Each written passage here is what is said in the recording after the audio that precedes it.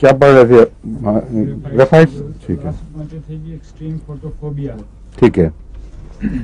हाँ, extreme photophobia पे मैंने कहा था ना, सांपों में नुमाया है ये बात।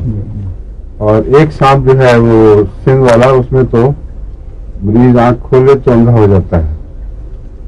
और वहाँ पता नहीं क्यों कोई भी लटकाते हैं, वैसे भी लटका सकते हैं मरीज को लेकिन उनके कुएं भी अंधे होते हैं असल में।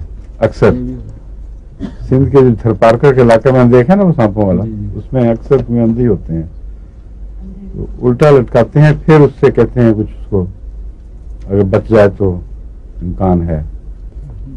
लेकिन हर सांप में यह है आंख पर असर, कुछ ना कुछ फोटोफोबिया जरूर है।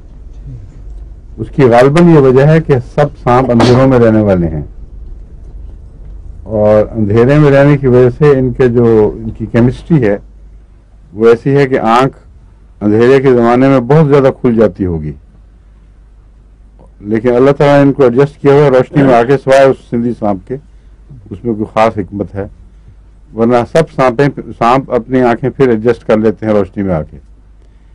इंसान में इतना तेज़ एडजस्ट करने का मादा भी नहीं है, मगर है भी तो उसका स्पेक्ट्रम छोटा है।